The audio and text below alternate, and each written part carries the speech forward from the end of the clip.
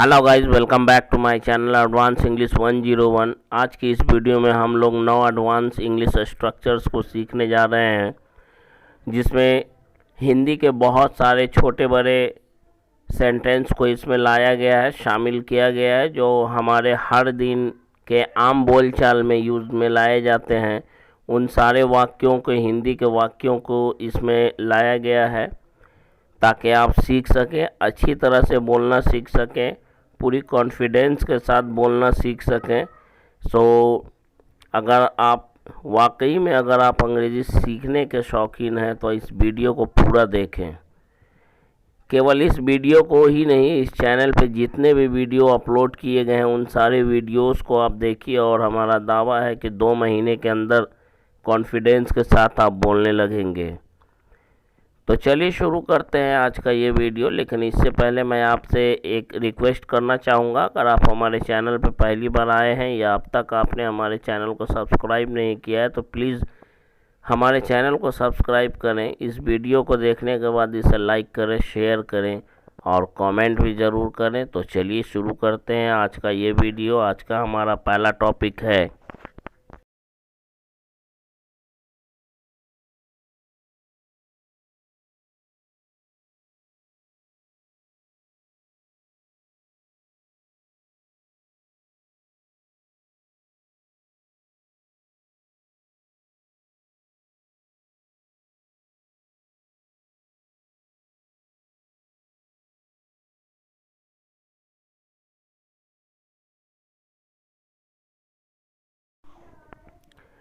Will not work और help. इसका मतलब होता है से काम नहीं चलेगा।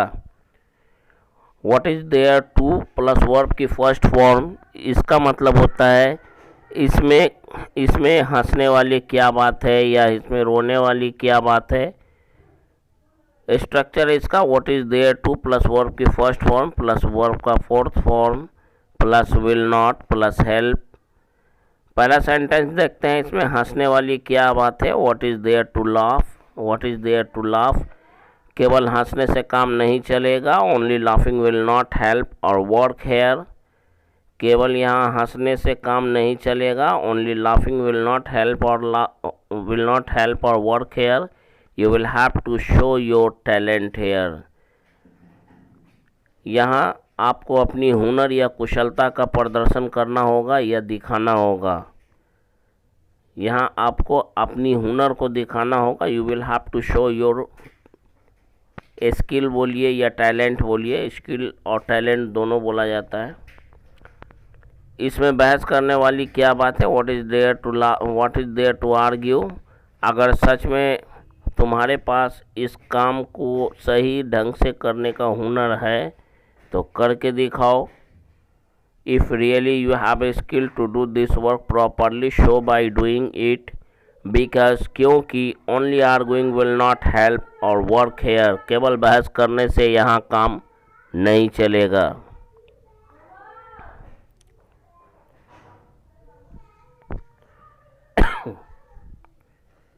व्हाट इज देयर, इसमें गुस्से से आग बबूला होने वाली क्या बात है। ये आपको इस तरह का सेंटेंस नहीं मिलेगा, बहुत कम मिलेगा यूट्यूब पर देखने के लिए। इसमें गुस्से से आग बबूला होने वाली क्या बात है। What's there to boil over with rage. तुम यहाँ काम करने आए हो। You have come here to work. अगर तुम इसी तरह से काम से जी चोरी करते रहोगे if you will keep shirking like this, it will not work और हेल्प हेयर। यहाँ काम नहीं चलेगा। You had better to mend your ways. बेहतर होगा कि तुम सुधर जाओ। केवल रोने धोने से काम नहीं चलेगा। Only crying will not help और work. Only crying will not help और वर्क। केवल लिखाई से काम नहीं चलेगा। Only writing will not help और वर्क। अगर अगर अगर सच में आप धारा प्रवाह अंग्रेजी बोलना सीखने की अपने दिल में तमन्ना रखने वालों में से एक हैं तो आपको हर हाल में लाउड वॉइस में पढ़ाए गए चैप्टर्स को रिवाइज करना ही पड़ेगा। If really you are also one of those aspirants who want to learn speak English, you will have got to revise the taught chapters in loud voice again and again.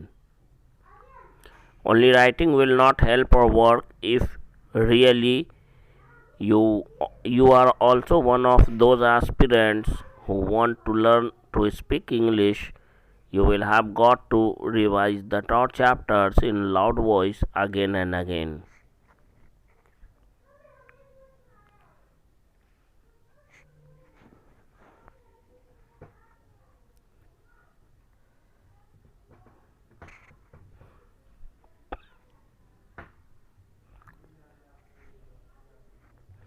केवल हिंदी बोलने से काम नहीं चलेगा. Only speaking Hindi will not work. एक सरकारी अधिकारी बनने के बाद आपको न्यूज रिपोर्टरों के सामने अंग्रेजी भी बोलनी पड़ेगी. You will also have to speak English in front of news reporters after becoming a government officer. Only speaking in Hindi या only speaking Hindi will not work.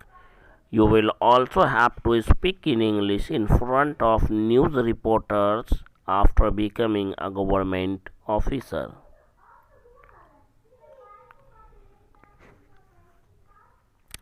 Act pricey का मतलब होता है भाव खाना. एक्ट सो प्राइसी का मतलब होता है बहुत ज़्यादा भाव खाना.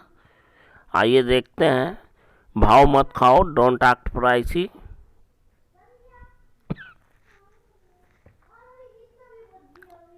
ज़्यादा भाव मत खाओ, don't act so pricey. Don't act so pricey. भाव क्यों खा रहे हो? Why are you acting pricey? Why are you acting pricey? ज़्यादा भाव क्यों खा रहे हो? Why are you acting so pricey?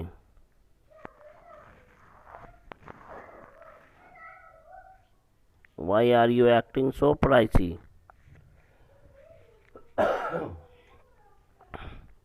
वह ज़्यादा भाव खा रही है. She is acting so pricey. She is acting so pricey. तुम इतना भाव क्यों खा रही हो? Why are you acting so pricey? Why are you acting so pricey?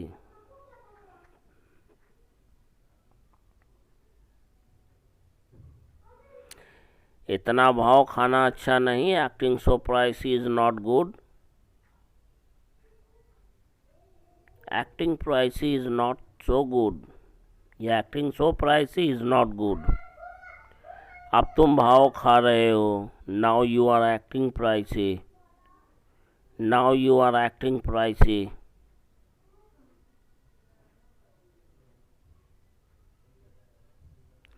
आजकल तुम बहुत भाव खाने लगी हो. Nowadays you have started acting so pricey. Nowadays you have started acting so pricey. तुम्हें अब ज़्यादा भाव खाने की ज़रूरत नहीं है. Now you don't need to act so pricey. Now you don't need to act so pricey.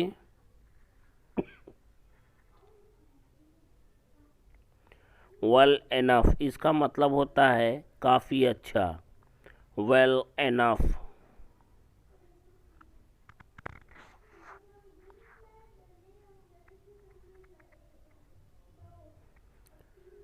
अब तुम अब काफ़ी अच्छी इंग्लिश बोलते हो. Now you speak English well enough. Now you speak English well enough. काफ़ी कोशिशों के बाद अब तुम भी काफ़ी अच्छी इंग्लिश बोलने लगे हो. After a great efforts now you have started speaking English well enough. After great efforts now you have started speaking English well enough.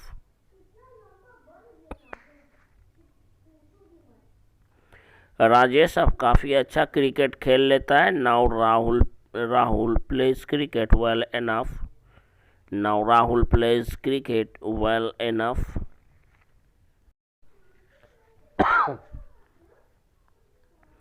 आपके बच्चे काफ़ी अच्छी बातें कर लेते हैं. Your kids talk well enough. Your kids talk well enough.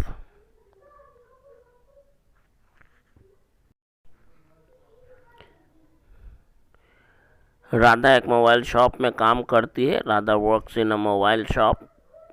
Because क्योंकि she knows how to convince customers well enough, उसे काफ़ी अच्छे से मालूम है कि ग्राहकों को कैसे कन्विंस किया जाता है। जब भी किसी सेंटेंस में किसी चीज़ के बारे में जानने की बात हो तो हाउ टू प्लस वर्ब की फर्स्ट फॉर्म का यूज़ किया जाता है, ध्यान रखें।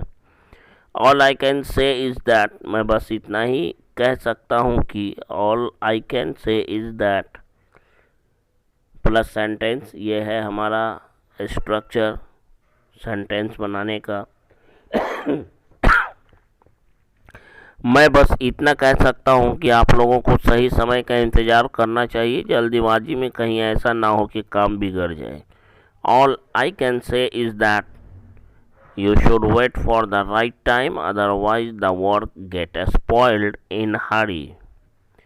All I can say is that you should wait for the right time, otherwise the work get spoiled in hurry.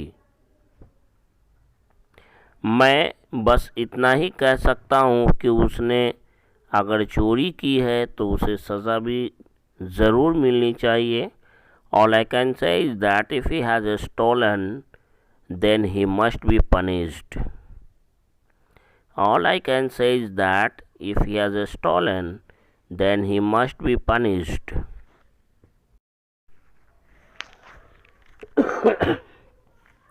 मैं बस इतना कह सकता हूँ कि आप लोग हर छोटी मोटी बात पर झगड़ा ना करें। All I can say is that you don't quarrel on every petty matter. Petty matter का मतलब होता है छोटी मोटी बात। All I can say is that focus on your study. मैं बस इतना ही कहना चाहता हूँ कि अपनी पढ़ाई पर ध्यान दें, इंस्टेड ऑफ के बजाय सिटिंग हेयर एंड देयर, यहाँ वहाँ बैठने के।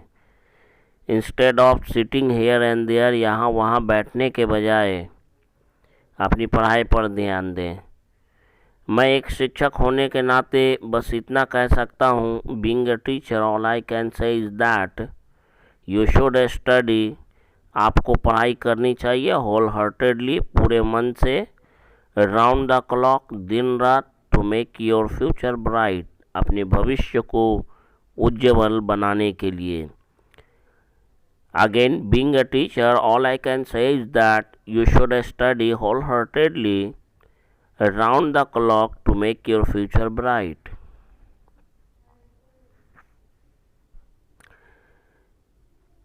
अगला स्ट्रक्चर है दिस और that plus noun plus helping verb plus not plus a, फिर नाउन, लास्ट में एट ऑल। जब भी बोलना हो किसी चीज़ के बारे में, जैसे यह स्कूल भी कोई स्कूल है, this school is not a school at all. यह घर भी कोई घर है, this house is not a house at all. This house is not a house at all. ये रिश्तेदार भी कोई रिश्तेदार हैं, these relatives are not relatives at all. These relatives are not relatives at all. ये शहर भी कोई शहर है, this city or town is not a city or town at all. This city is not a city at all, ये शहर भी कोई शहर है। ये टीवी भी कोई टीवी है, this TV is not a TV at all. This TV is not a TV at all. तुम्हारा स्मार्ट वॉच भी कोई स्मार्ट वॉच है, your smart watch is not a smart watch at all. Your smart watch is not a smart watch at all. तुम्हारा laptop भी कोई laptop था, your laptop was not a laptop at all. Your laptop was not a laptop at all. तुम्हारा नया jacket भी कोई jacket है, your new jacket is not a jacket at all. Your new jacket is not a jacket at all. तुम्हारा Samsung का mobile भी कोई mobile है, your Samsung mobile is not a mobile at all. Your Samsung mobile is not a mobile at all. Even if, इसका मतलब होता है भले ही। इसको कैसे यूज़ करते हैं? दो तरह से यूज़ करते हैं, even if plus first sentence plus second sentence, या first sentence plus even if plus second sentence. दो तरह से इसे यूज़ करते हैं, दोनों में से किसी एक तरह से आप यूज़ कर सकते हैं। भले ही तुम मुझे भूल जाओ पर मैं तो तुम्हें याद करता रहूँगा। Even if you forget me I will be remembering you, या even if you forget me I will keep remembering you. I will के साथ कीप प्लस वर्ब की फोर्थ फॉर्म का भी यूज़ कर सकते हैं। भले ही कोई उसकी अंतिम यात्रा में ना जाए, मैं तो ज़रूर जाऊंगा। Even if no one attends his last journey I will certainly go because I know that, क्योंकि मैं जानता हूँ कि everyone has to die, हर किसी को मरना है, one day or the other, एक ना एक दिन। Even if no one attends his last journey, I will surely or certainly go because I know it very well that everyone has to go to the everyone has to go one day or the other. भले ही तुम मुझसे झूठ बोलो, सच क्या है मैं भी जानता हूँ। Even if you tell a lie to me, even if you tell a lie to me, I know what the truth is. भले ही तुम मुझे पसंद करो या ना करो, whether you like me or not, लेकिन तुम ही मेरी पहली और आखिरी पसंद रही हो। You have been my first or last choice. You have been my first and last choice. Whether or not, इसका मतलब सेंटेंस में जब भी किसी तरह का सेंटेंस रहे, चाहे आप जाएं या ना जाएं, चाहे आप खाएं या ना खाएं, चाहे आप रोएं या हंसें, उस तरह के सेंटेंस में वेदर का यूज़ करते हैं। इसका स्ट्रक्चर ये रहा, whether plus first sentence plus और नॉट प्लस सेकंड सेंटेंस। तुम उसके घर उससे मिलने जाओ या ना जाओ, मैं तो जाऊंगा ही। Whether you go to his house to meet him or not, I will certainly go. मैं तो जाऊंगा ही मतलब मैं ज़रूर जाऊंगा। आई मस्ट गो भी हो सकता है। वह पढ़े या ना पढ़े उससे मुझे क्या। What does it matter to me whether he studies or not? What does it matter to me whether he studies or not? चाहे तुम इस काम में पैसा लगाओ या ना लगाओ, एक बात तो पक्की है कि इस काम से तुम्हें कोई फ़ायदा नहीं मिलने वाला। Whether you invest more money in this work or not, but one thing is sure that you will not get any benefits from this work. Whether you invest more money in this work or not, but one thing is sure that you will not get any benefits from this work. चाहे वो मुझे पसंद करे या ना करे, लेकिन मैंने तो उसे अपना जीवन साथी बनाने का अटल फैसला कर लिया है। Whether she likes me or not, what I have determined to make her my wife, to make her my life companion. Whether she likes me or not, what I have determined to make her my life companion. Life companion का मतलब जीवन साथी, better half का मतलब धर्म पत्नी, अर्धांगिनी। For the last few days का मतलब होता है पिछले कुछ दिनों से। आइए देखते हैं इसका सेंटेंस में कैसे यूज़ होता है। स्ट्रक्चर है for the last few days plus उसके बाद हमारा कंप्लीट सेंटेंस। पिछले कुछ दिनों से मैं तुम्हें जान रहा हूँ, इसे दो तरह से बोल सकते हैं। I have been knowing you for the last few days, ये हुआ हमारा ओरिजिनल सेंटेंस। या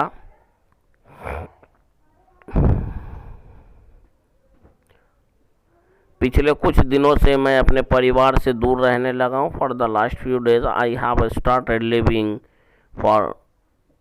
फार फ्रॉम माई फैमिली।